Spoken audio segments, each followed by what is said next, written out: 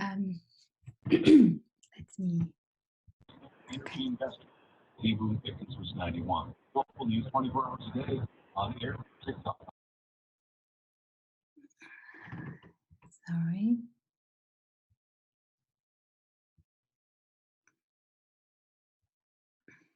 Okay, so we start. Bismillah ar-Rahman ar-Rahim. Welcome to Receiving Noor Weekly Quran Study. We are starting a new season after a break after Ramadan. And some of you already told us that you had missed these sessions. Alhamdulillah, that's good to hear. It may be a blessed season for all of us, inshallah. We wanted to start this new season with some reflection on what we have learned so far. So, and we want to make it, we want to hear from you, to put it plainly. If you could share with us what you have learned from receiving recessions so far, and how has this learning transformed who you are and how you interact with others, with the world, with the events, and how has it transformed the way you interact with the Quran. So these are some of the questions that we want to talk about together. Dr. Yamina will again be hosting the session, so she will join in, and then she might discourse a bit also. But overall, we really want to open up with you sharing, and if possible, by talking, and not. You can type if you have to, but it would be nice to hear your voices. So I'm going to go ahead and open the floor for comments, and if you feel comfortable, feel free to share maybe your name and anything else you want to share to introduce yourself as you like. So with that, I'm going to open the floor. Anybody would like to share?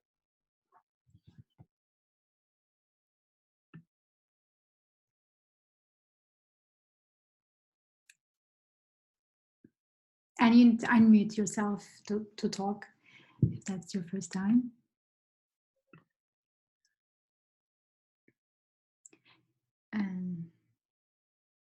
Sibel, I see that you typed up a note. Would you like to say it? Are you able to speak?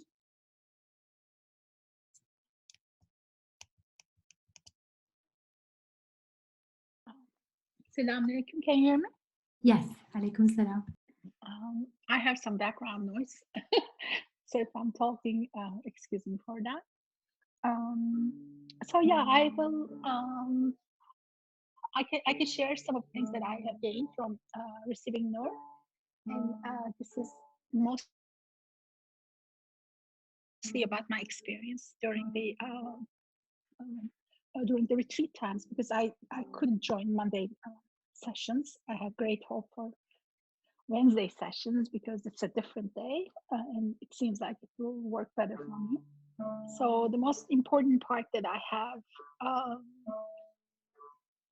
have gained from these retreats was, well, we always talk about Quran being a guidance for our lives, but I think taking in specific subjects and going through that with Quran, I gained.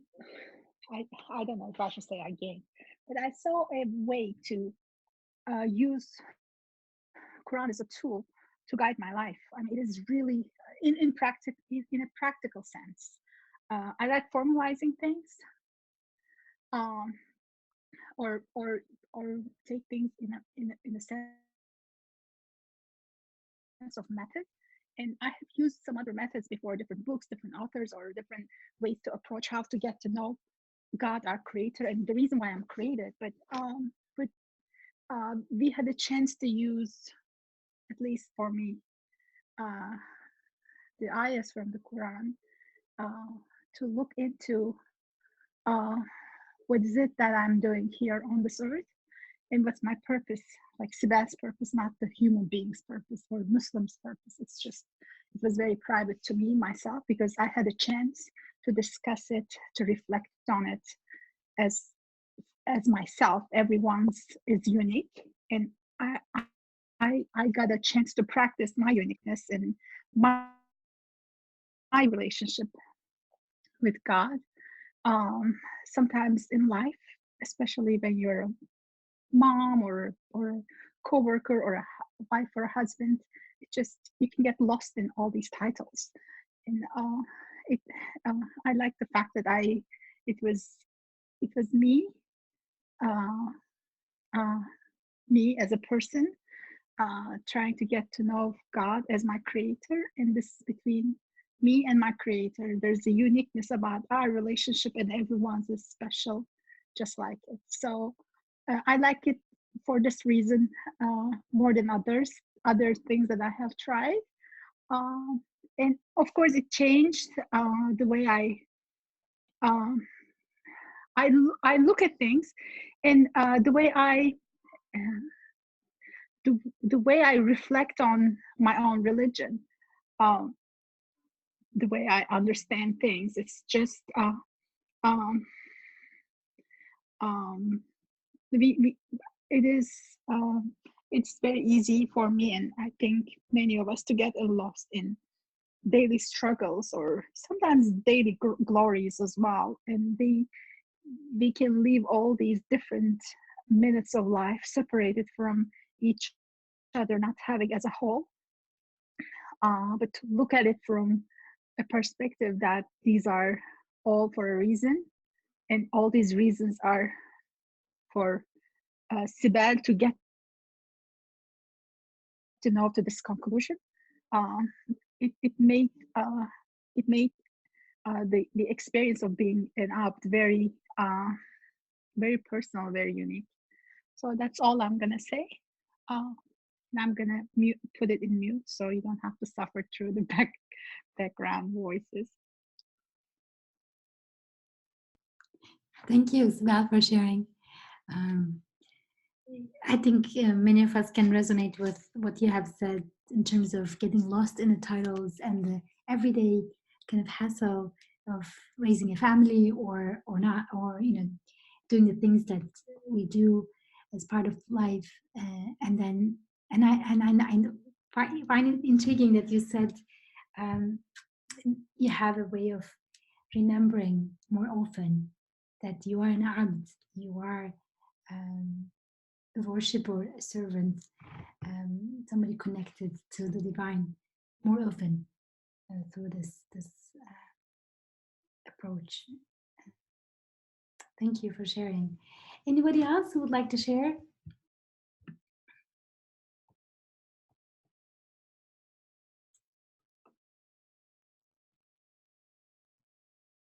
Assalamu alaikum. I can say a few things as well. Can you hear me? Yes, alaikum salam, welcome. So this is Nertila. I live in South Jersey. I have been attending the Receiving Noor webinars recently, so I can't, I'm like a new student, I guess, in this discussion. But from what I am understanding from Dr. Yamina, and that I'm liking them a lot, and I hope to incorporate them in my life and in my reading and living, is this concept that of the that living consciously, right, with tawhid, that she points us to. And I find her talk quite empowering, in a sense that it seems like we all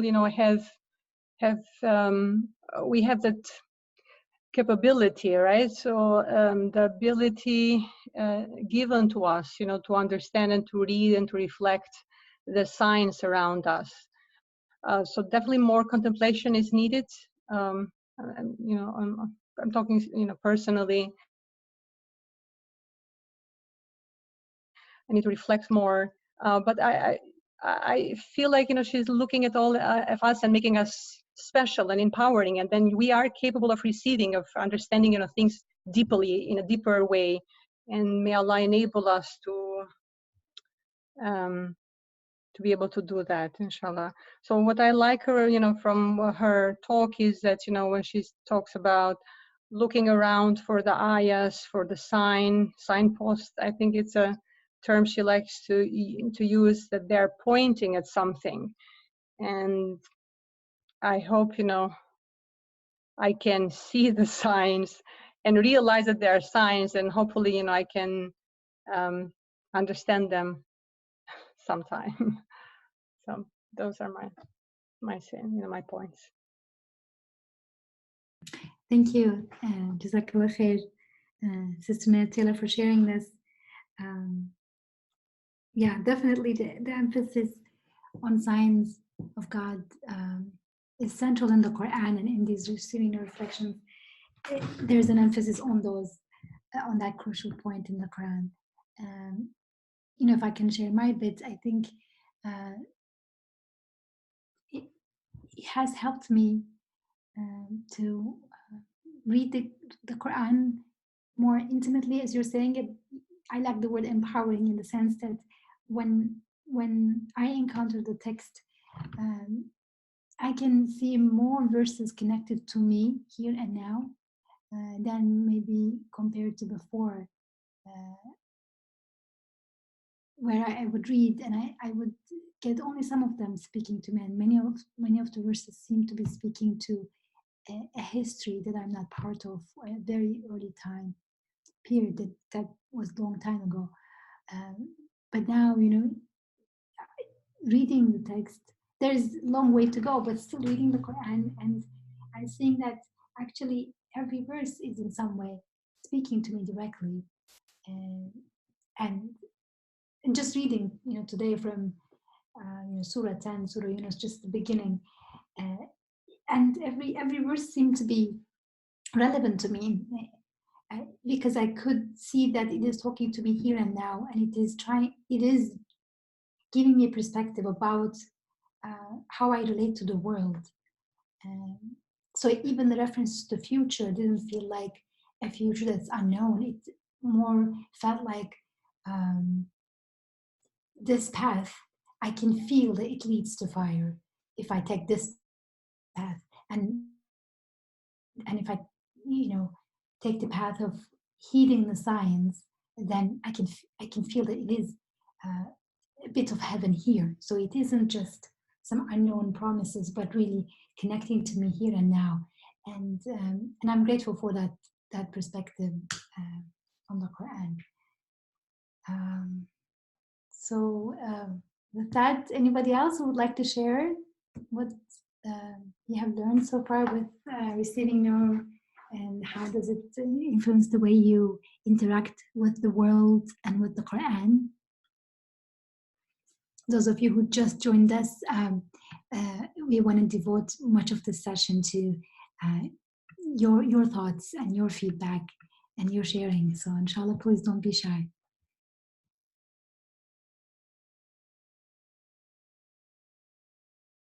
I will. Assalamu alaikum, everyone. So I've known Sister Isra and Sister Yamina for quite a while, mashallah now. And mashallah, like the discussions of this beautiful group that like Sister Yamina initiated has helped shape a lot of the ways that I'm trying to see the world in. So before, challenges were just challenges, and now when you try, when you look at challenges, you realize they're not just challenges. They are lessons that were specific for you, with rahmah and mercy, with something that you can do and you can face, and that you're going to come out, like the intention is to come out on the other side with a stronger relationship. Just like from a professorship point of view, like the level of your students, and when if you could give individualized assignments, you give every student an assignment that is based on where they are, because you know that assignment is exactly what they need to take them to the next step.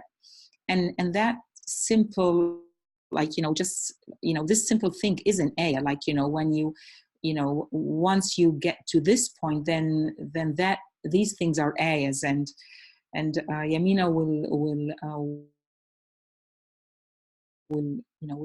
tie all of that together, saying that in order to see it as an ayah, we need to get to the point of taslim, like to submit to that. This is the lesson meant for me. It's not meant for anyone else. And if I keep having that lesson repeated again, then at least I'm at the point where I realize this lesson is for me. It's being repeated. If I feel uncomfortable, or if there's any suffering, then there is something that I have still to learn that I have not learned. And then then you keep asking that Allah will guide you to learn that point that you need to get to be able to get over this hurdle, so that it no more is an ibtila, and it's and then you see it as a blessing. So without these discussions, there's no way I'd be there. Today I had a friend of mine call me with one of her ibtilats, and I found myself like, just sort of like sharing with her what I just said and what we say here, how once you get to the point of taslim, all of a sudden that ibtila that has been hurting, you start of realizing the mercy and rahmah in it, and it changes its effect on you. And that makes it very personal for people like myself, or very anxious people, and people who worry about a lot of things, like the Quran, and getting this relationship with the Quran is not, is very functional and very important, because it solves a big problem that people like me face, that bouts of anxiety, and how to deal with them, and what do they mean, and why am I chosen to have these tests, and then all of a sudden you realize that these are tailored for you with rahmah and mercy and wisdom, and then your approach in receiving them becomes different. Of the anger and the bitterness and like the big why questions may be changed into, on your way to taslim, into, Ya Allah, I understand that they're intended for me. Help me see the mercy in them. Help me see the rahmah in them. And then, little by little, as you persevere, then Allah opens those doors to make you see the rahmah intended. I guess this is a big functional need out of many other needs that being together in this halaqah, and hearing Sister Yamina again and again go over concepts again and again, and the examples that we bring in when we discuss our own struggles. And just like Isra said, like, instead of seeing the Quran as a book of history, realizing every struggle that is shared because it mirrors my own struggle. It mirrors my own challenges. It's not about the past. It's not about prophets that went by. No, it's about every human being, including me. And it resonates with me in a totally different way now, knowing that. So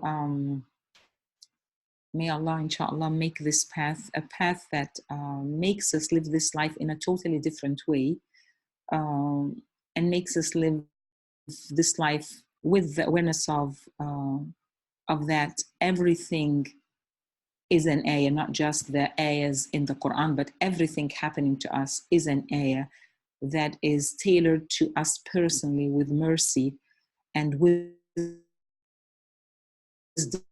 and it's always meant to solidify and strengthen our relationship with the Creator.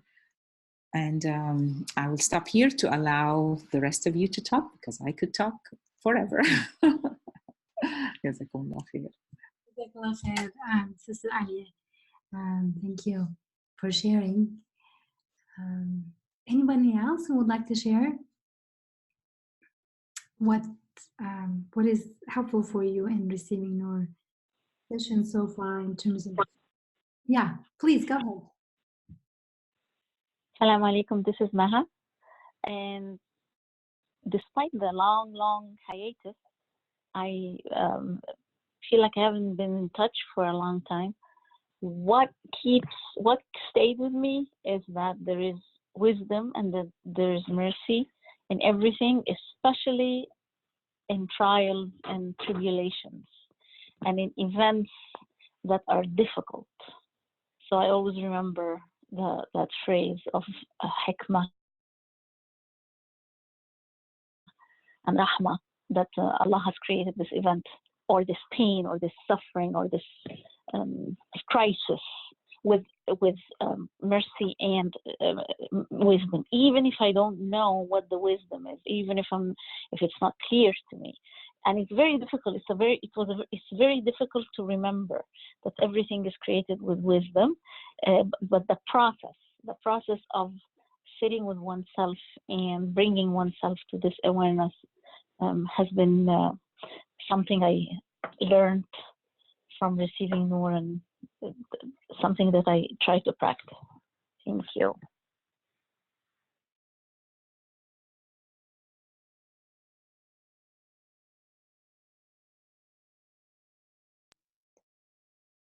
Thank you. Jazakumullah khair, Sister Maha, for sharing. And Sister Yasmin wants to join the conversation, please.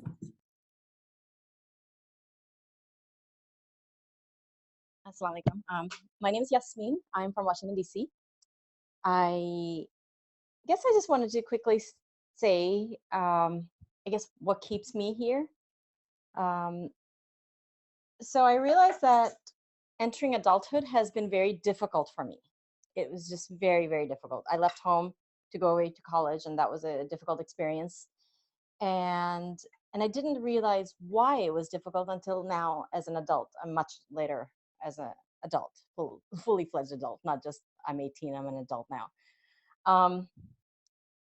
And in my adult life, I've gone through these periods of my life where I am very super religious. By that, I don't mean just religious outwardly, meaning I pray and I fast and I read the Quran and do all the things that I'm supposed to do. I mean, religious in the sense that in addition to doing the outward things, I am also deeply reflecting and I feel very close to God. So I've had those moments meaning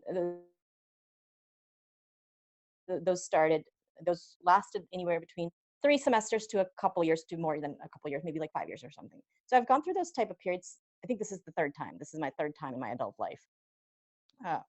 So a few semesters to a couple of years.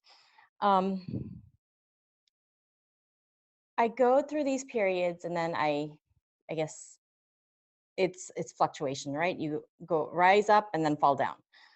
And what keeps me here is that for the first time when I came to the Receiving Noor retreat in December of 2018, I was heartened to hear people talk openly about being depressed and anxious, because that's been part of my life since I was 18, since I left home, 17, 18, since I left home for college. That's been part of my life, a big part of my life. And in our American culture, it's considered a bad thing. It's considered a mental illness and something to be ashamed of. And as I got to know Islam, I learned that it's not really a mental illness. And I mean, I'm not minimizing it. It's really a disconnection from God. And that is what makes us feel so depressed and anxious and all those things. So for the last 5 years, I've been in a deep depression, 4.5 years, if I want to be precise.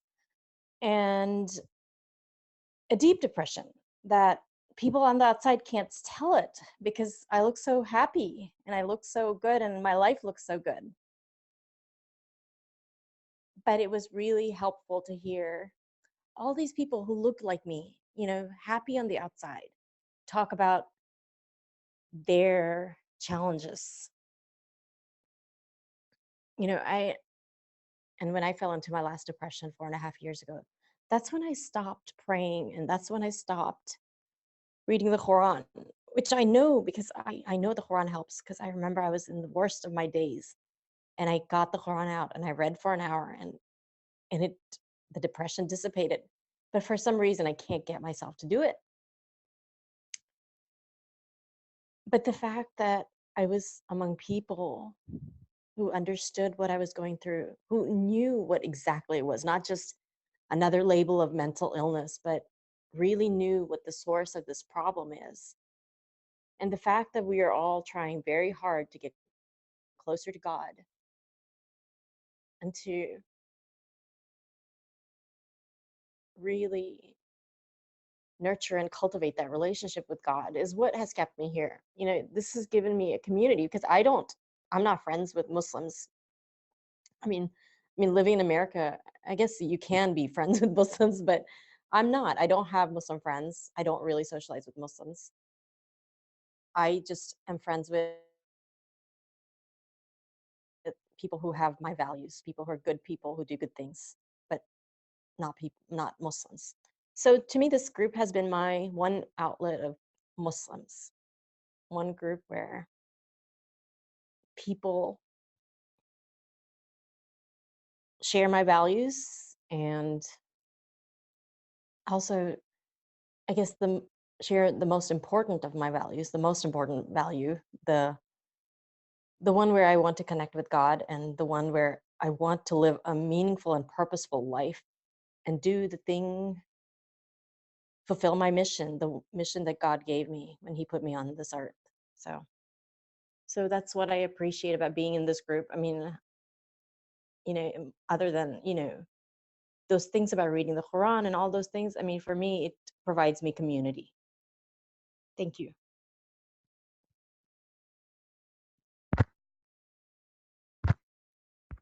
Thank you so much, Jazakallah khair, Sister Yasmin, for sharing. And it is touching for, I think, many of us to hear this kind of connection. Yeah, so thank you for sharing. Can I say a comment for Yasmin? Is it short? I hope we'll try to make it short. Yasmin, I just returned back from Hajj, and it was like really like an eye-opening experience to see that I am part of this 2.5 million community that I was lucky to be part of without having to decide to be part of. I was lucky to be chosen to be part of, and to see those 2.5 million and myself aiming at exactly what you were like referring to, which is to, like, you know, all of us valuing and aiming with Hajj and like our supplication to connect with God and asking God to help us, guide us for, like, you know, to guide us to do, you know, to fulfill the purpose of our life and to do what is meaningful and what is like will bring his, you know, rida. So it's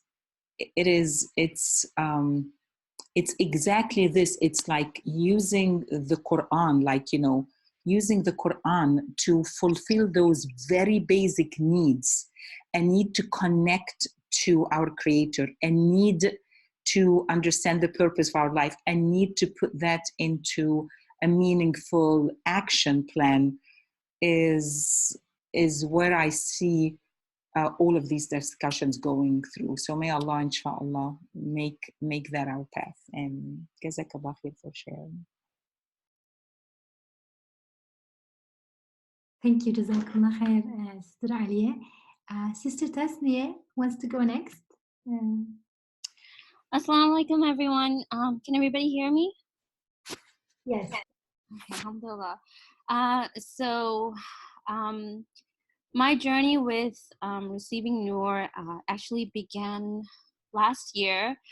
I had just given birth a couple months ago to my son, and I was struggling A lot of what Yasmin's, mentioned resonated with me in terms of like really trying to hold on to, the cloak of Allah subhanahu wa ta'ala, trying to hold on in little ways. And through receiving Noor, through the members of receiving Noor and the teachers of receiving Noor, I have found so much comfort, so much understanding, so much peace has been given to me.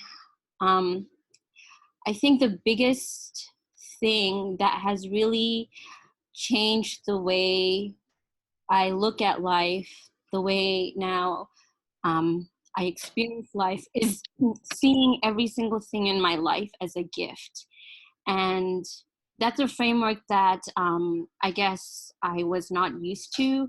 I had gratitude journals, all those things in the past, but it was very robotic. But listening to Dr. Alia and the Dr. Yamina's lectures, and then also reading Dr. Yamina's books have really made me deeply reflect about how every single moment in my life is such a gift. It's so precious, and there's so much meaning, and there's so much beauty to it that I really find myself so humbled and so grateful. And I feel Allah's loving presence in my life now that I've started to see my life in that paradigm.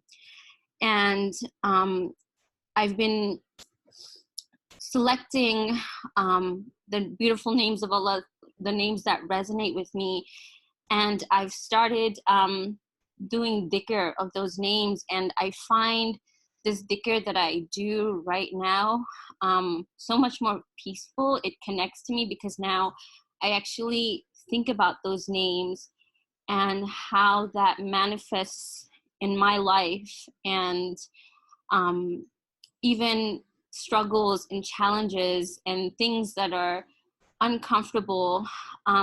Before I would try to squash them or minimize them or not address them, but now, through the loving and beautiful messages that I got from receiving Noor, I am now taking those uncomfortable moments and feelings and being open to them, surrendering to them, and really just being curious and, in a way, feeling thirsty to know what this means in my life right now. What is this emotion? What is this situation? What is this event telling me? Because everything is a messenger from Allah. So what is he trying to communicate with me? And I find myself these days sometimes excited, because even though the situation may be uncomfortable, I feel humbled and I feel excited that, wow, like my creator wants to communicate with me. He wants to talk to me. He wants to get to know me, and he cares. And so this paradigm shift, if you want to call it, has emerged through receiving Noor. And so I am so grateful, so thankful for all the teachers, for all the beautiful people that I have met, in my journey. And I really feel so honored to be selected. Thank you.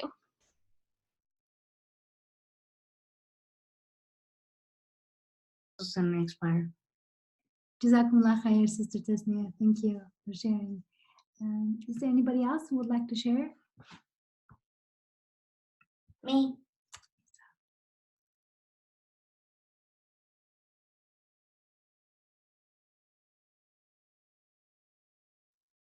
Yes, Sister Zubaydah, please go ahead.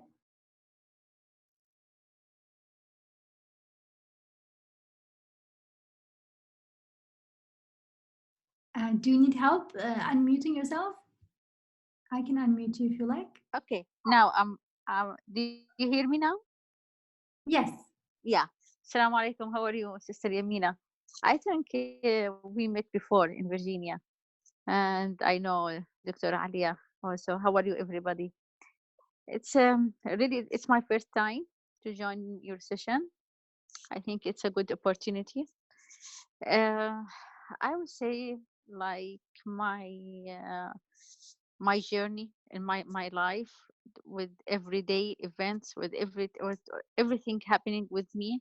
When I go back to my Quran, I feel like it's my safe place where I can find the relief, even with some the most struggling time. I thought, okay, it's very bad time, it's not good, it's not, why this is happening to me, why this that, why I have to deal with that. Then I found myself more stronger, and I now with the as an adult, grown up, I would say I know now why how God, Allah prepared me to be better human, better woman, stronger.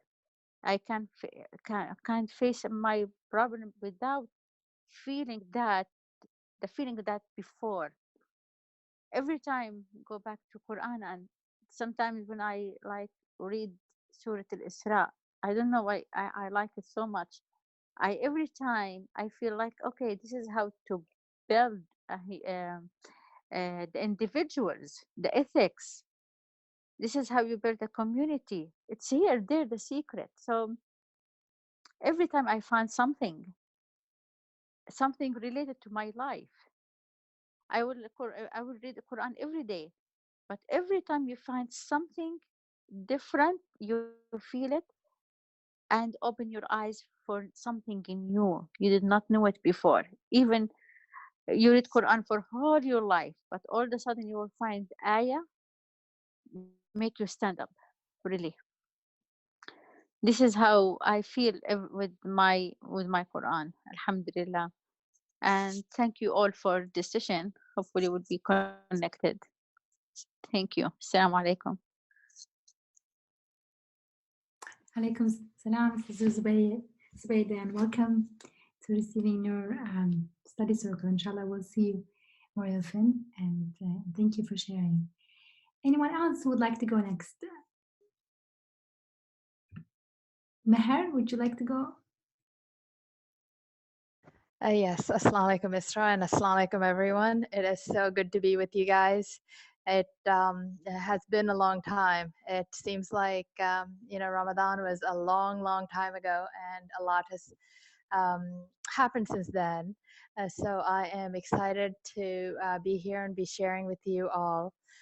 For me, I think what I have learned, and I um, learned about receiving Noor in November of last year. So it's coming up onto a year. And over the last year or so, I have, one of the things that I have learned is to be able to see Allah in everything as go about your day-to-day business.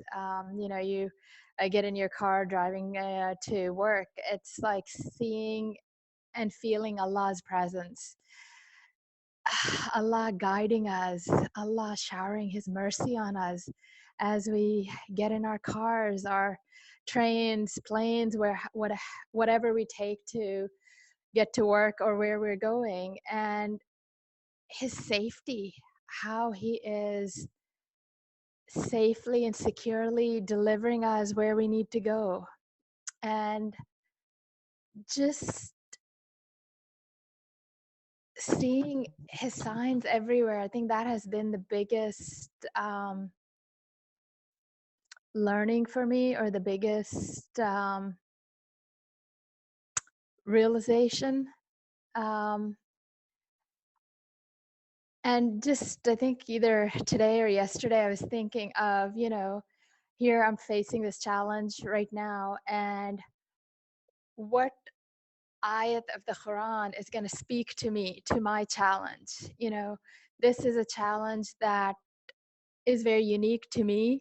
Of all the billions and billions of people Allah has created since the beginning of time and till the end of time, however, there are messages in I forget the number of ayats in the Quran. I think it's like 7,100 or so. But from all of those verses or ayats, there are signs for each of us. There's guidance for each of us. And knowing that has been my biggest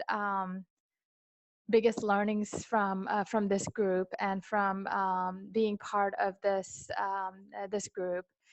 And then I think several folks have mentioned about the community. I think having a community of like-minded folks, the support. For those of you that don't know this, we have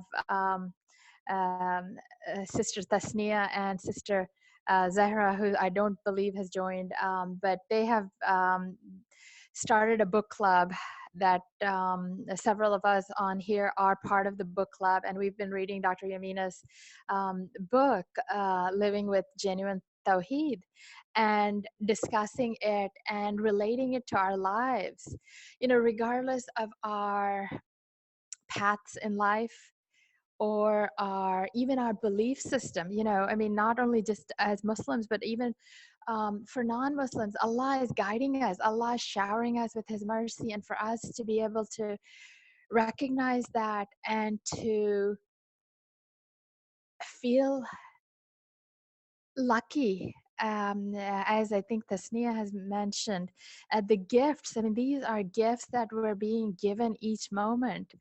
And as Dr. Yamina so eloquently has pointed it out, with each breath, it's a gift from Allah. And knowing those gifts, I think, is a point of comfort, because when we've been sent down from heaven to earth, and I think I may be running out of time here, so I will wrap this up. But we feel this disconnection with our Lord, our Rabb, our Creator, and that part of that disconnection is what creates all these things in this world of form. And knowing that, Allah is right there with us. He is supporting us. He is loving us. He's showering us with His mercy, is, an incredible gift. And I couldn't ask for anything more than that. So thank you all. And I am truly grateful that you're here and we're all here together on this journey. Jazakumullah khair, Meher. Thank you for sharing. Is there anybody else who would like to share what you have learned from receiving Nur in relation to how you see the world and how you relate to the Quran?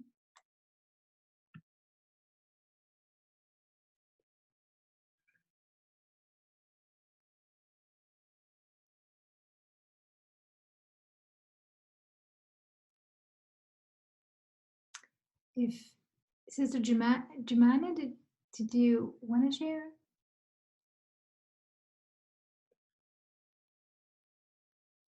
Okay, maybe not. All right, so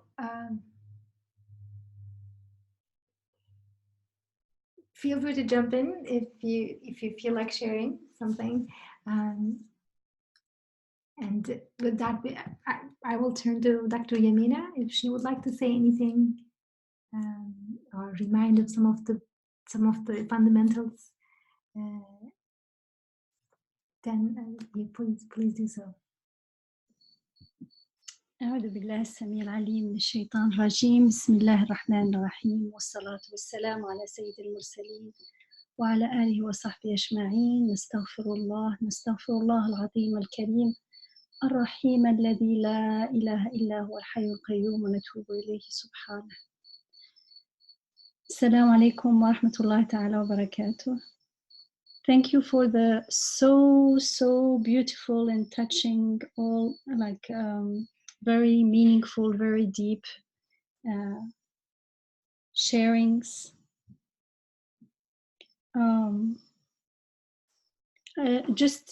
I noted in my mind, I think it was Maha who said, well, few of us, Alia also mentioned the challenges and maybe others, but Maha said it was particularly hard to keep in mind and remember and practice to see and perceive the wisdom and mercy, to perceive it and find the wisdom and mercy in trials, in hardships, in tribulation, in events where it feels painful. When we are in that painful situation, it's not easy to see the wisdom and mercy. And then just wanted to remind ourselves again, as again, some of you also said, it becomes easier and easier when we are in a constant, I don't want to use the word terbiyah, but in a constant seeking to find the signs in everything, seeking to find out how things are actually signs, how they are gifts. Gifts in the sense not only that they are gifts and that they are precious, but also they are precious because they have these special meanings in general and to each one of us. Each one is tailored, as Alia was saying, it's like individualized assignment or whatever, tailored to our needs so that we grow not only emotionally but also spiritually as human being in order to fulfill the purpose of our being here on earth, which is one of the main needs that we have, because it gives meaning to all the other needs that we have. So once we learn and we become more proficient at interacting with the world as a world of signs, as a world, as we are told in the Quran, alam al-shahada, a world where we make the shahada, I'll come back to that, then it becomes easier and easier to, even when things outside are going really like a roller coaster, fluctuating in sometimes in very drastic ways, inside there is a deep, emotionally still we feel the pain and the anxiety and everything, but deeper in the soul, in the ruh finds that the grounding that gives it that inner peace that is like holds us. We're not lost in the tribulations, but we can look at them as what they are, as messengers. And so we are not totally attached to them, but we detach, because even our feelings are also signs and messengers, bringing messages to us. So we need to transform how we perceive the world all the time so that we are ready in times of hardship. Another point was we talked about connecting to God, which is what we are together. Inshallah, one of the main aims of our being together as a community is to find God, get to know God, connect to God. One a very important point is that we connect to God through connecting to ourselves. And actually that is the main topic of our annual retreat this year, how the self is the key to unlock the beautiful names of God, and therefore to get to know God, to find God within and without. Because once we find God within us, then we'll start seeing his face, his countenance in everything out there too. And so we want to learn how is it, the self is the key. And we learn, inshallah, how to use the key. So these are all topics that come again and again in receiving Nur, because there are topics that come again and again in the Quran as well. And the main thing is, what we want to do is we want to implement what we learn, and that's why community is very, very important. It's a need, and it's a need for good reason, because we need that support. We need that validation. We need, especially when we are strong, we need to share with others and give and take. But sometimes when we are weak or in crisis, we need that support and someone else to lift us up as well. And so we need the community, and within ourselves, we can only benefit from what we learn to the extent that we implement it. And in order to implement what we learn, first we need to engage in order to understand clearly. So things at least are clear, like Sibel was saying, like I get something and this is a tool. It means something becomes so functional. People talk about functional or empowering, or it means now I can see clearly. And then once it's clear, then we need to make the intention something that I always like to emphasize. That intention does not only mean, oh, inshallah, if I have the time, I wish. No, intention, I mean choosing. I commit to practice. I commit to implement what I learn. And we don't have to start with everything. We can't. We have to start one step at a time. But the sincerity is when we take one little thing and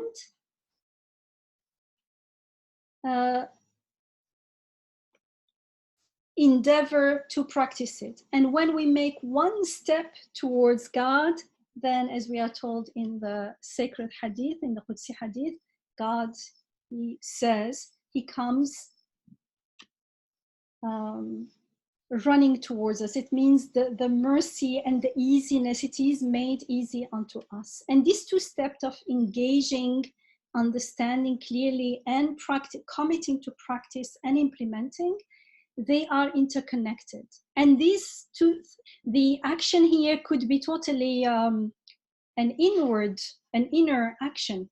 It could also include some outer action. In any case, these two steps are interconnected, which means the more we practice, the more things become clear. And the more things are clear, we start seeing the evidences in the world, the more it is made easy unto us. So I want to share, just like you, Isra shared the question, and I also just actually not long before this afternoon, I also thought, what is it that we've been doing in receiving Nur? I'm not talking about everything, but at least the backbone of what we do. Anytime, whatever subject we study, we always keep something in mind, which is like a frame of reference, or a framework, we can say. And I also want to acknowledge to express as an expression of my gratitude that most of what I learned, especially I'm not talking about the information, but the approach, this approach to the Quran, this approach that is not only claiming, but also actually finding the evidences, living the evidences. So it's not just claims. It is an approach that I learned from Imam, the teachings of Imam Nursi rahimahullah, in his work that is called Risalat al-Nur, the treatise of light. So may Allah have mercy on him and all the teachers of the Quran, inshallah. So the focus in, you probably all realize, and through what you shared, you can also see that the focus is on establishing and grounding Iman. And Iman is that connection with God that we're all talking about. Belief in God, connecting to God, because we can't talk about believing in God if we don't know Him, if we are not connected to Him. So Iman itself is already referencing to a connection with someone we know, an entity that we know somehow.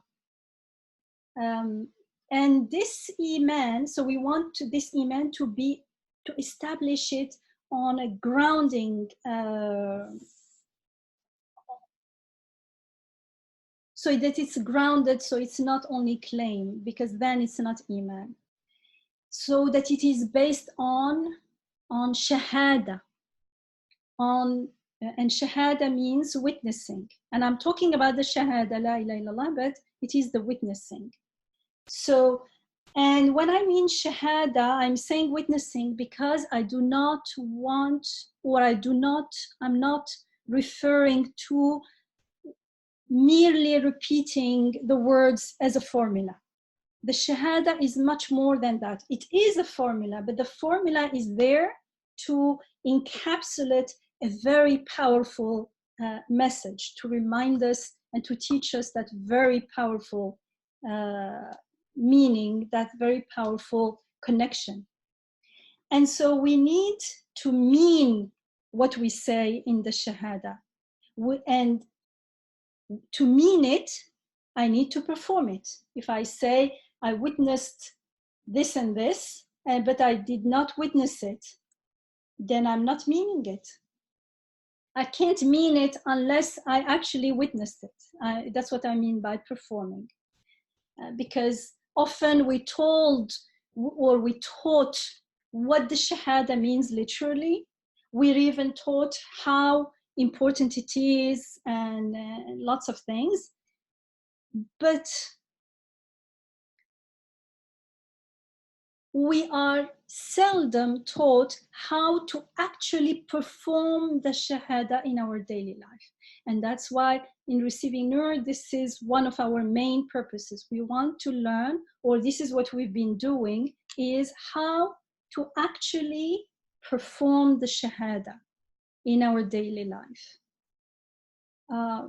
And I want us to realize that there is a huge difference between claiming something or talking about something and actually experiencing something, actually witnessing, actually tasting, actually confirming the truth of what I'm saying. When I'm saying La ilaha illallah, there is no God but God, it means there is no giver of life but God. There is no sustainer but God. There is no provider but God. So it's not, the more we start reflecting on what the Shahada is, it's not obvious that, of course, this is the truth. You have to witness it. How is it true? You say there is no giver of life but God, but people will tell you, don't drink water or don't breathe air and you see what will happen. So you say, oh, so Is it true? Or provider? What about the food? And things like that. So what is it? So we want to ground our Iman with Shahada. We want to witness. And what is it that we witness that grounds our Iman? We witness the signs, the ayats, the gift, that many of you talked about. And these signposts, these ayats, they bear messages from beyond. In the beginning, it's from beyond. Afterwards, when we understand what the messages are, then we understand where they are coming from. And where are the signs? Where are the ayat? They are in alam al-shahada, the realm. Alam al-shahada literally means the world of witnessing.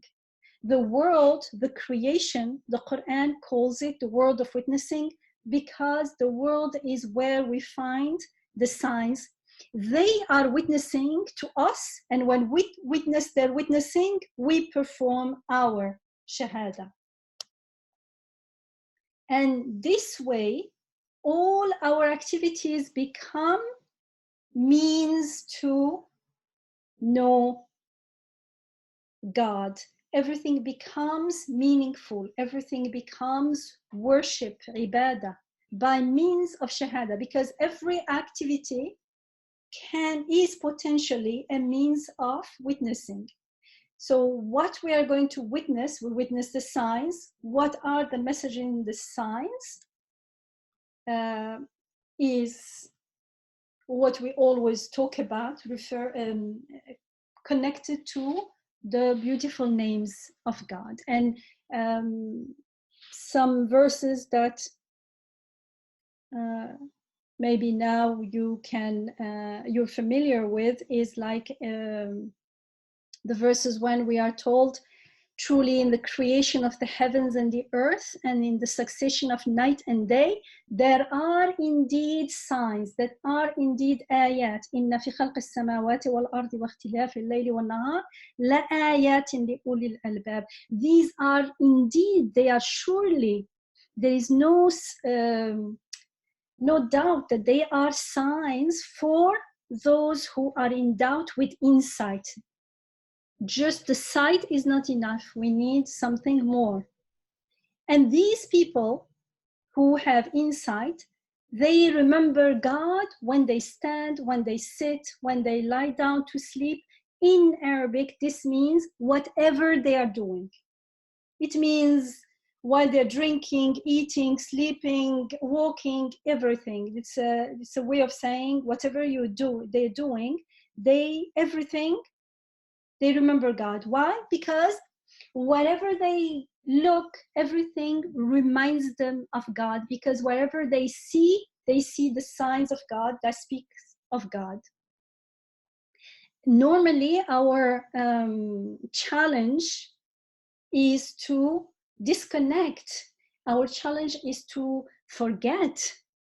Why? Because we have not learned to read. Imagine we are in a place where there are signs everywhere.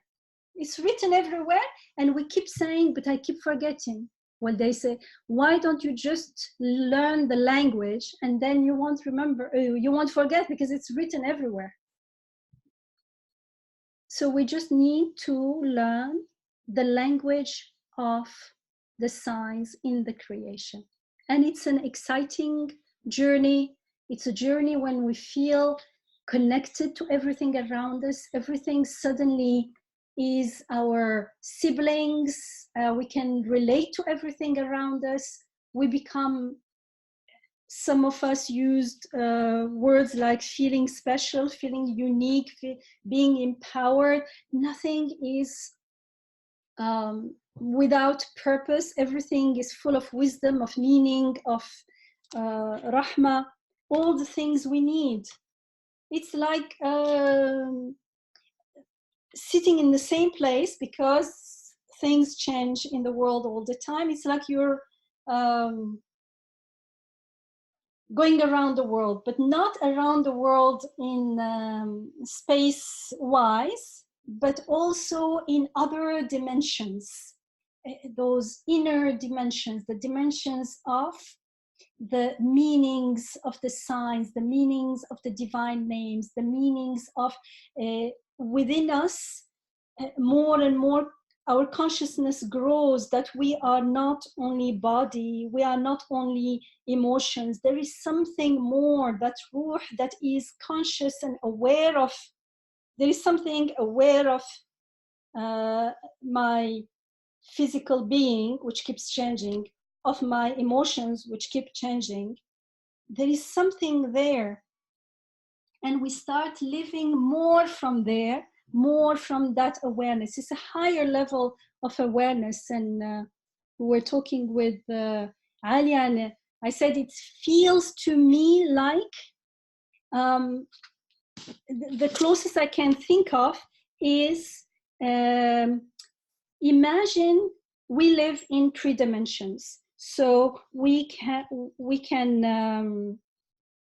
see a cube, for instance. But if someone lived in 2 dimensions, that cube is a square for them. They can only see the square. They don't see the dimensions, the upward dimension. But if someone lives in 1 dimension, they don't see the square, they see 1 line. So whether it's a square or a rectangle or a triangle, they see only 1 line. So can you see these, this Iman, the more we learn the language of the signs, how to read. Read was the first word revealed in the Quran. Iqra, read. Read in the name of, reading in the name of God, reading, finding the names of God in everything. Wherever we turn, we will see the face of God. The more we learn that reading, the more we start living from a higher consciousness and higher dimension of reality. And so it is like our life quality is upgraded, like it's going from 1 dimension to 2 to 3 to more. And I'm not talking about the physical dimensions, but inner dimensions. So these people who we're told in the creation of the heavens and the earth and this succession of night and day, there are indeed ayat, signs for all who are endowed with insight, who remember God when they stand, when they sit, when they lie down to sleep, and thus reflect. يتفكرون, this contemplation, this reflection, they reflect on the creation. The word creation in Arabic is an ongoing word, the process of creation of the heavens and the earth. And they say, oh, our Rabb, because when you know that everything is a sign, when you contemplate on the creation of the heavens and the earth, you can see the rububiyyah. Rububiyyah is seeing that there is a creativity going on here and now. It's not God created in the beginning and now everything is, we don't know. I live, I breathe. No, right now, my breathing is being sustained. That's rububiyyah. So once we reflect on the process of creation, then we say, Rabbana, O our sustainer, you have not created any of this without meaning in purpose and purpose. And then it says, Subhanaka, limitless are you in your glory. Subhanaka is glorifying God with the creation. So when we perform the Shahada in this way, when we witness in this way, our Iman increases. It increases in strength, it increases in certainty, and our heart is more and more satisfied. It is, Iman happens in the heart. Understanding is the first step, but when we start actually witnessing the world, when you see something beautiful, we feel it in our hearts. We feel the awe in our heart. When something is difficult and there is hardship, we feel the pain in our heart.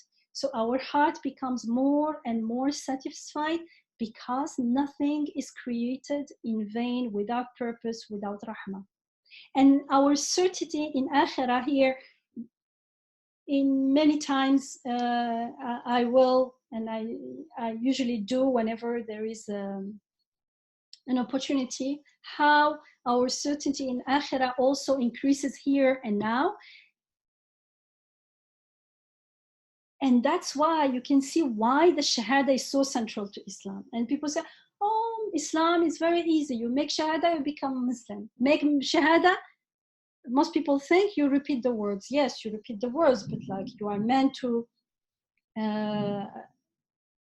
actually mean the words. And yes, there are degrees, from a seed to a small shoot to a tree with fruits.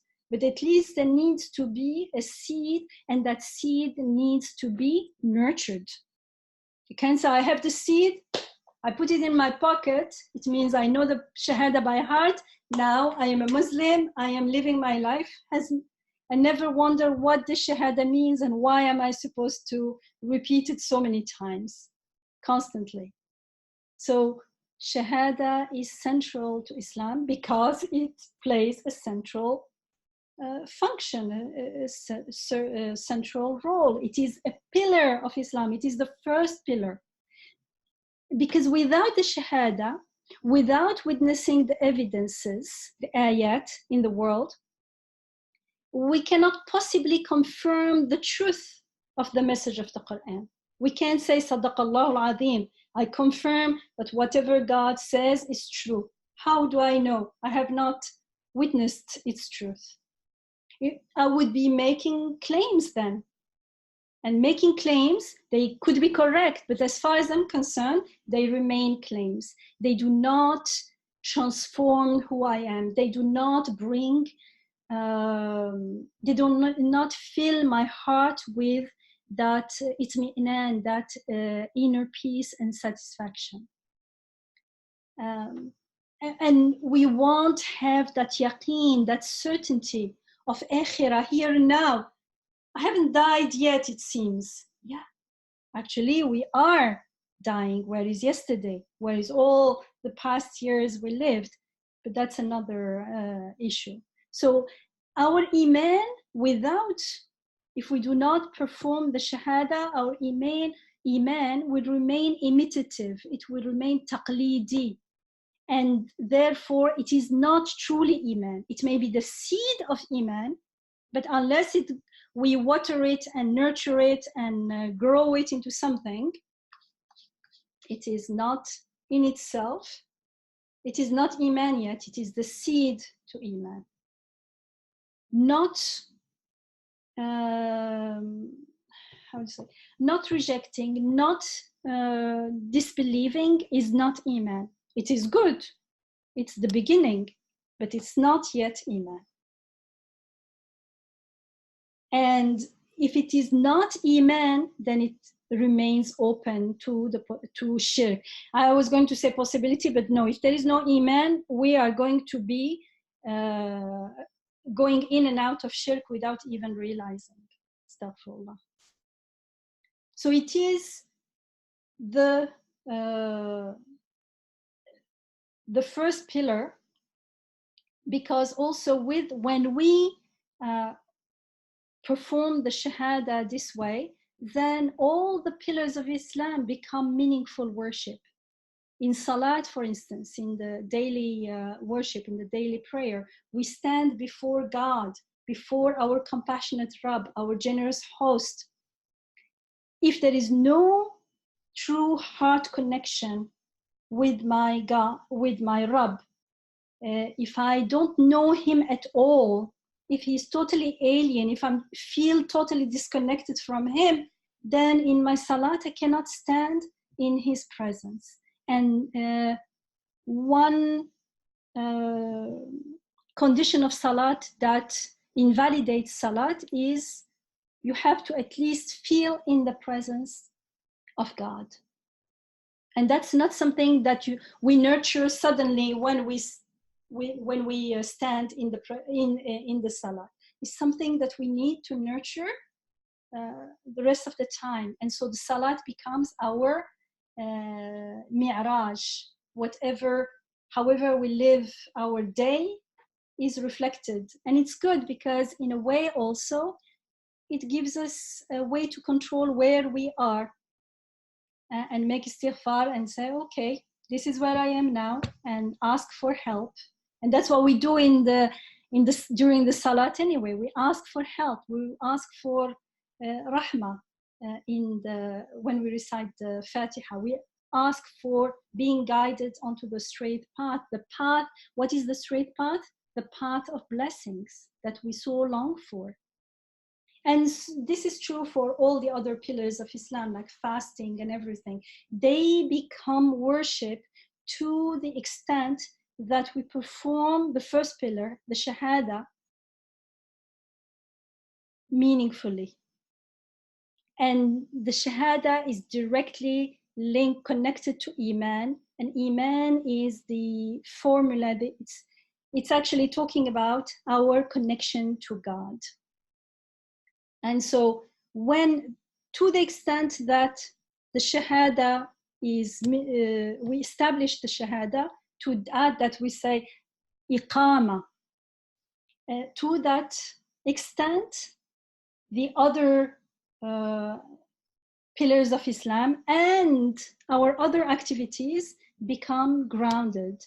And they ground, in turn, they nurture our Iman. So it becomes a nurturing relationship, interconnection. So the Shahada, I said, is to witness the Ayat, to read, to do the iqra, the messages that the Ayat, the signposts, bear from their maker. And many times we shared different things about how to reflect in order to read the signs in the creation. How to reflect is very important because anyone who knows about the Quran will tell you that everything is a sign. That's what the Quran keeps repeating. But it also teaches us how to reflect in order to read the signs in the creation. And the Quran mentions, like in this ayah that I just shared, it was the night and day, the succession of night and day, the seasons, the rain and everything. And to feeling compassion, I said feelings are also signs. Feeling compassion when we see someone in need, that's also a sign. Helping them afterwards is also a sign. How do we read the sign? How do we respond in a way that's in alignment?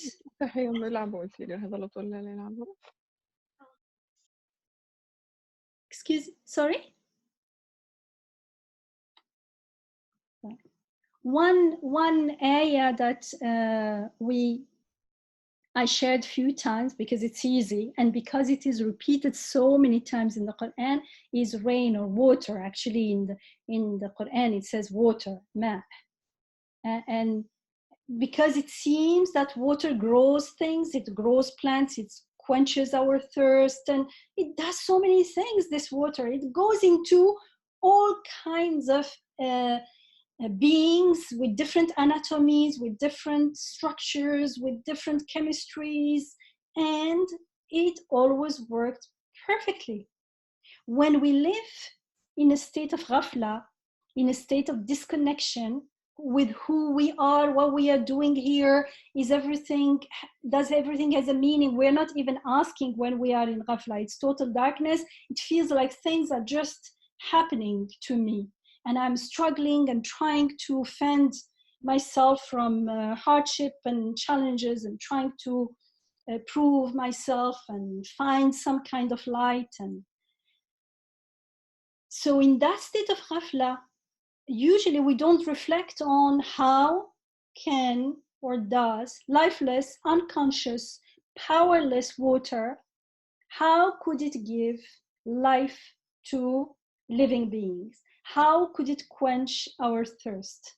And so because we don't ask these questions, because we are not conscious of what's going on, it seems like it's water that's doing it. We do not mean it because we are not conscious, but we act as though it is. And so our heart attachments to it is as though it is doing it. But when we wake up, and in the Quran, it's the wake up, it's wake up, and it asks questions, and therefore we are taught to ask questions. And then when we say, how could it even sustain itself, let alone achieve anything at all? How can it know anything? How can it, and even if it did know, how can it have the power to actually perform that knowledge? And it's a knowledge of all the laws of chemistries and structures and chemical structures and anatomies of all plants, all living things, even inanimate things. Wherever water goes, it never says, oh, now what shall I do here? I don't know what to do. It doesn't do that. And we told in the Quran, what they invoke instead of God cannot create anything, since they themselves are being created. This is repeated in the Quran. وَالَّذِينَ يَدْعُونَ مِن دُونِ اللَّهِ لَا يَخْلُقُونَ شَيْئًا وَهُمْ يُخْلَقُونَ. They cannot, nothing in that is created can create anything. Why? Because it itself, it doesn't say it was created. No, it is. يُخْلَقُون is, it is being created now. It is being created, needs to be sustained. How can it do anything? So actually the world becomes more dynamic. So it's not like water is sitting there and doing things and it knows everything.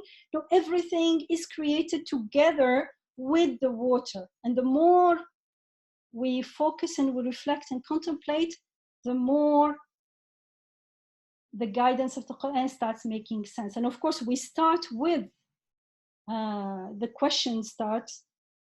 We're told to ask those questions in the Quran. We're also told, وَجَعَلْنَا مِنَ الْمَاءِ كُلَّ شَيْءٍ حَيَّ. And we made out of water every living thing. Or don't you see, we are told that God sends down water from the skies, whereby we bring, God says we bring, I, the divine we, bring forth fruits of many hues. The same water, different color, fruits of different colors. But it says we bring, we send the water, we bring. And we say, it looks like the water is doing it. Is it truly doing it? When we start asking the question, we start getting out of that shell of illusion, of ghafla, of not knowing what's going around us. And we start discerning things as they are. And so when we look at water, we start noticing that, yes, it's true. It is lifeless. It doesn't have power. It has no knowledge. It has no wisdom. It doesn't have will even. I have seemingly some life and some will, and I can't do anything. How could it do? And yet it is employed in the giving of life to all kinds of beings, millions of insects, animals, human beings. Then you say, Subhanallah. That myriad of activity is itself bewildering. It's awe. It puts us in awe, and we start feeling, listening to the heart, and the heart feels the awe, especially when we contrast the life all around us, and what is used is something lifeless, so that it does not become an obstacle. It does not, so it's transparent, so that we can see that someone is creating all these different forms of life through something so simple, so lifeless, so powerless. And so that contrast is the area that speaks, and it speaks of God. It makes tasbih. Tasbih means He is beyond what you thought when you were in ghafla. You thought water was doing it, or air was doing it, or light was doing it. They cannot. That's tasbih. And we start saying Subhanallah. Subhanallah means I also say they can't be doing it. Someone, whoever is doing it, can only be one who has power to control all these things all at once. And he has the source of life, so he can give life. He has power, so he can create all this thing. He has knowledge of that encompasses everything, and it's done with wisdom, with beauty, with help to help sustain life and everything. So we say Subhanallah, Alhamdulillah, and the names of God start coming. We start praising God with, you are the source of the power, the source of knowledge, the source of mercy, the source of life, and whatever we witness there. We are now witnessing the names of God. We are witnessing the face of God in that activity. That activity is speaking. It is an ayah. It is speaking of its maker, of the one who, the creativity is speaking of the creator.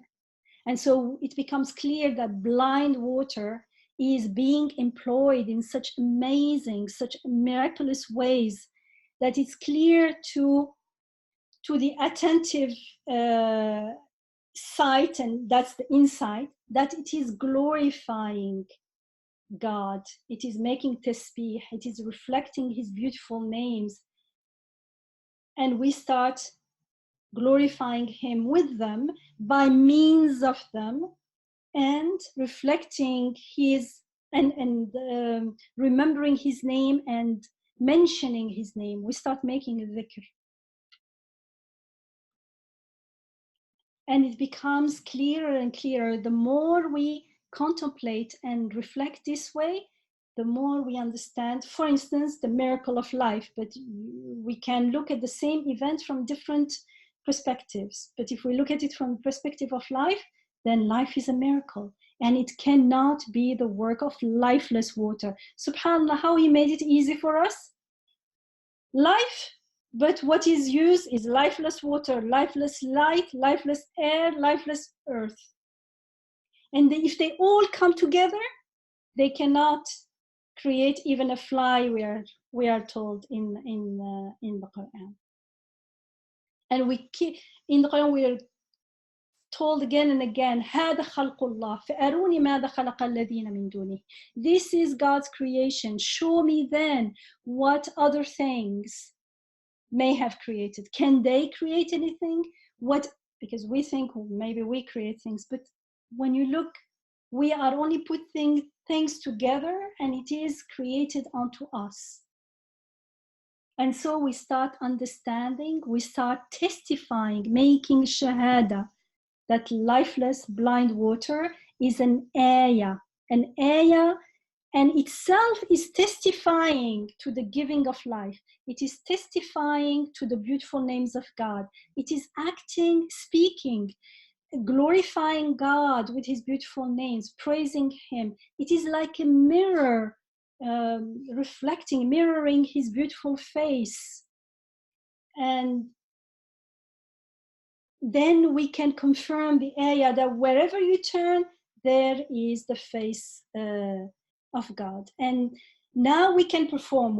Now we have performed the shahaada and testified that indeed la ilaha illallah, in this case, la muhyiya illallah, there is no giver of life but God. There is no powerful but God. There is no source of knowledge, no knowing but God.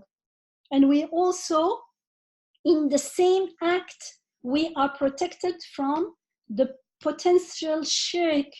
When we are in ghafla, that perception is just shirki, illusory perception. It's not, and I'm not claiming that water is God, but I'm acting as though water is doing things.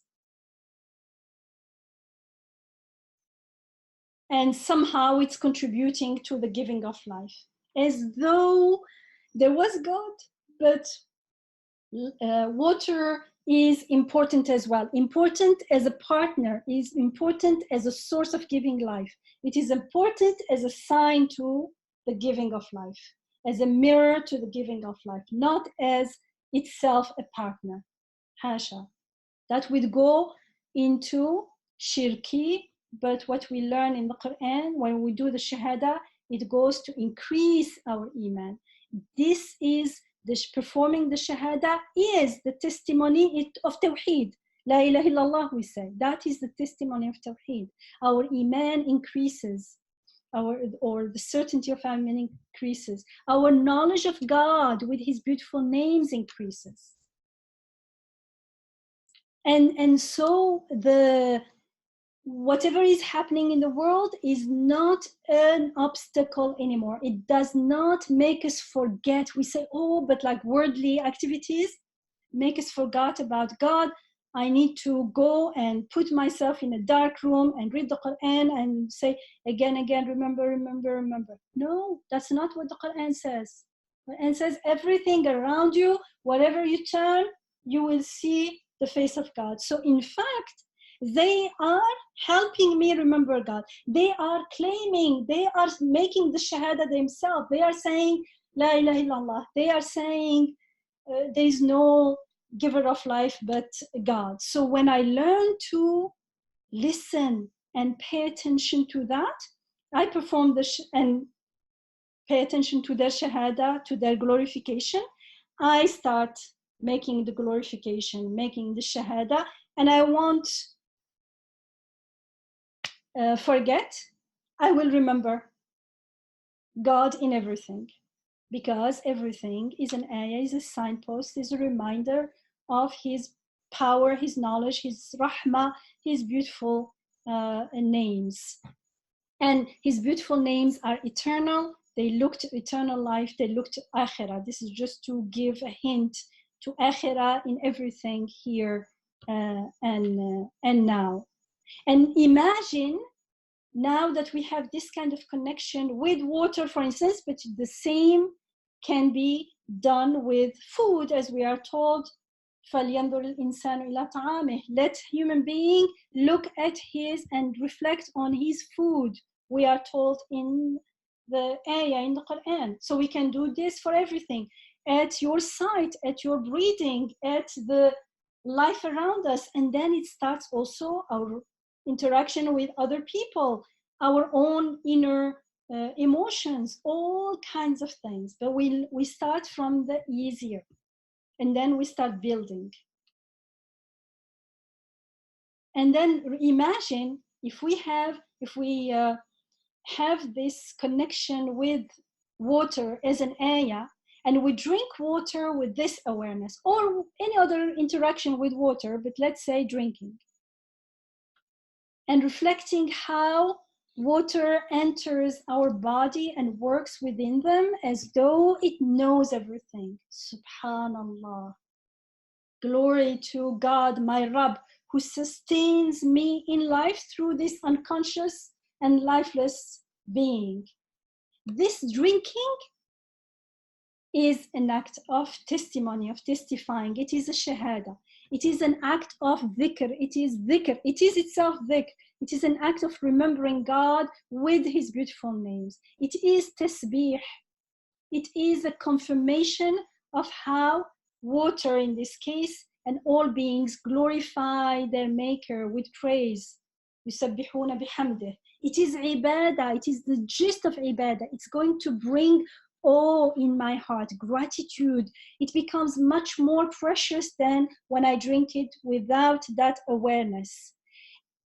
It's going to be not only a gift, but a friend, a messenger from God, and it's very close. And if you love, for instance, swimming in the water, or if you're very thirsty, like in Ramadan, you drink the water, it's much more than the physical with the physical. It becomes the physical, my physical body benefits from the physicality of the water. But the meaning of the water, its message as an ayah, speaks to my ruh, it speaks to my heart, to my emotion. It satisfies the heart, and the ruh feels at home with the beautiful names of God. It is lifted up. and the awareness is lifted up, and the ruh is nurtured. It needs food, just like the body needs the water and air and food. The ruh also needs the food, the meaning of the beautiful names of God. It needs to be friends, and how do you say when you are having a sohbah with the ayat around us, making tasbih all together. This is a loving connection with everything. They are not alien anymore. I am not alien anymore in the world, as if like I've been thrown and I'm alone here. From time to time I find God, and then again it disappears, like the light disappears. No, now the light is there all the time, because the switch is within. When we learn how to read the signs, how to communicate, this communication, it's a communion with the rest of the creation in the name of God, in the sense that we start finding the beauty and the rahmah of God in everything. And it is when we get to know God this way, as our Rabb, as our sustainer, as the source of everything we long for, as our compassionate and generous host, that we get to love him instead of the world, the things around us. And so we cannot force ourselves to, I shouldn't love these things, I should love God, I shouldn't. No, when we know the source, the love goes directly there, and the love for things, for people, will be in his name. They become even more precious and valuable, because now they are all from him. They are not just happen to be there. And the more we know God this way, with these beautiful names, the more we get to believe in him and to love him. Love is important, because Iman is in the heart. And in knowing God with his beautiful names, again, does not mean reciting a list of names. It means feeling those names, tasting those names, experiencing the beauty, feeling the uplifting, the pleasure of those names. And this experiencing the names, we can experience it in various ways, and also at different degrees, but it doesn't matter. Whatever the degree, it is not a reading of reciting a list written out there only. The list out there is to remind us of that, whatever we experience. Otherwise, how can we believe? How can we believe in God if we don't know who he is? How can we have yaqeen in akhira, here and now, before we die? And before we die, we need to believe in akhira, because after we die, it's too late. And remember, again, not denying is not the same as believing. Or believing is having certainty at different degrees, but still it is having certainty. So we need to witness, to make shahada of the evidences for akhira, the evidences for the beautiful names of God here and now. We need to witness the evidences for rububiyyah, for divine creativity and sustaining here and now. Where? In the world, everywhere. And we are part of the world. And within us, when we learn to do it within us, that's the main thing, because it becomes key, because there, that's it.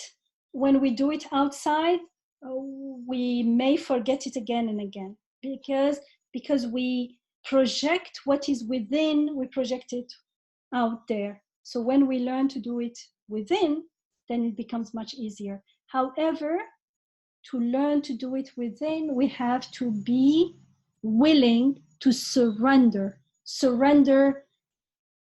our illusory rububiyyah. It seems that I am the one speaking, I am the one understanding. But when we reflect and contemplate, understand that how do I can't even sustain my life. I can't even sustain my breathing, my seeing. I don't know what's going in my brain. When I say I understood something, it came to me. It's a gift, actually. So the more I contemplate, the more I realize that I am a receiver, receiving Noor. Actually, the name was inspired from this kind of reflections. So I am a recipient. I receive the gifts. So the more I realize that I'm a receiver, I realize that I am a abd. I am a receiver. It is done unto me. What is done unto me is rububiyyah. So I realize whoever is doing this unto me is my Rabb. That is God.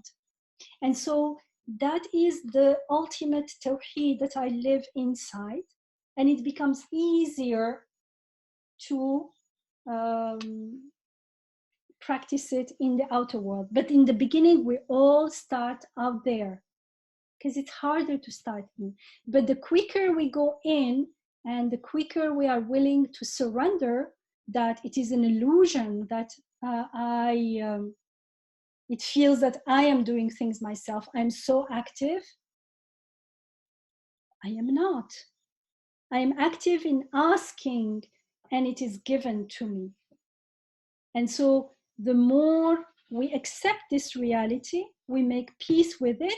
Actually, oh, the world is so beautiful. I am a recipient of this endless gifts, this rahmah, this wisdom, and I don't feel like something is beyond my possibilities. Yes, but like, since it is given, I will ask. It's very empowering. The ego within us, because it's been, how do you say?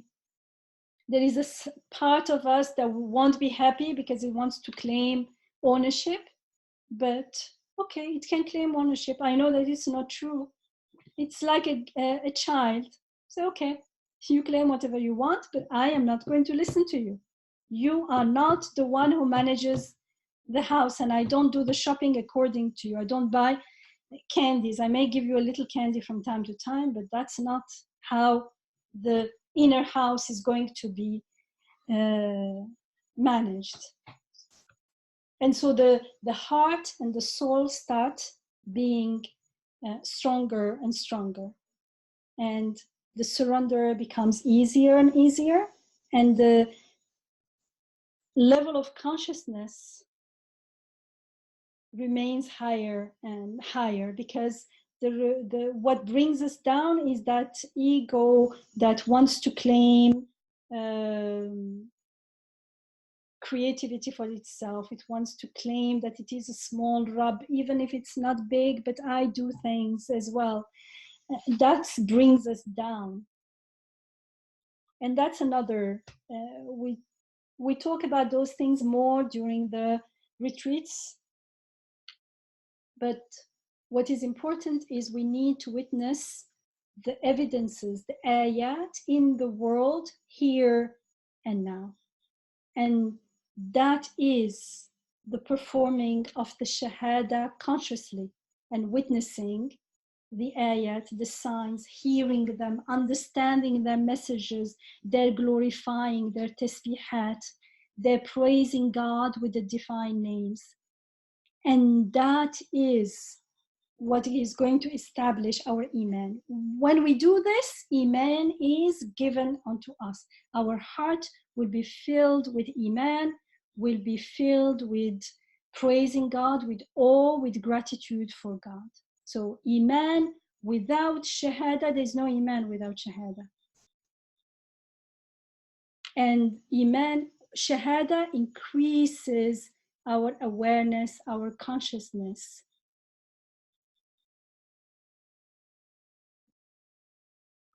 This is, I thought, is the main backbone or the main framework around which all our other discussions, our studies revolve around this. When we get this, then everything else starts we start finding our direction. It's like it becomes easier to navigate, if it makes sense.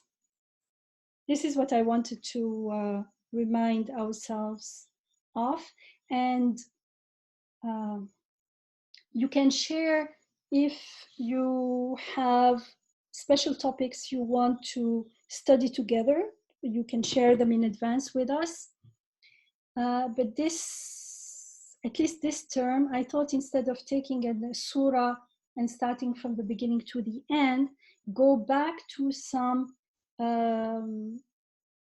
main concepts like Iman, like Islam, like Tawakkul, like Istighfar, like Salat, like today maybe it was mostly like Shahada and how it's related to Iman, and study them from the perspective of a few ayats in the Quran.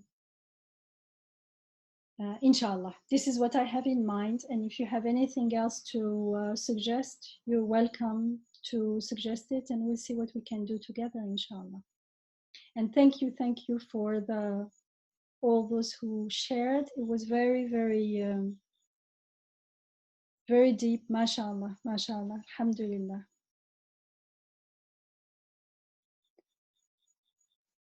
Jazakallah khair, Yamin. I really see that like the coverage of Shahada today would not be easy to understand without all of the time that we spent with the micro analysis. So I really appreciate the direction of going now through the pillars, benefiting from that micro analysis that we did, bringing it into the bigger picture. I think that would be very beneficial. Jazakallah khair. Thank you. So if we're not, at least I'll make my dua, and then you are welcome to share anything. سبحانك لا علم لنا إلا ما علمتنا إنك أنت العليم الحكيم وآخر دعوانا أن الحمد لله رب العالمين. اللهم أرنا الحق حقا وارزقنا اتباعه وارنا الباطل باطلا وارزقنا اجتنابه. ربنا آمنا بما أنزلت واتبعنا الرسول فاكتبنا مع الشاهدين. آمين والحمد لله رب العالمين. This last was a verse. It's a verse from the Quran. It means, "O our Rabb, our sustainer, we believe in what you have revealed and we follow the messenger. Make us then among those who bear witness. Make us among those who make the shahada, perform the shahada. فاكتبنا مع الشاهدين." Jazakumullah khair, Sister Amina. And thank you everyone for joining us tonight. So we'll inshallah meet next week, Wednesday, 8 p.m. Eastern Time. And just a reminder that typically these sessions are recorded and they are posted on Receiving Nur YouTube channel.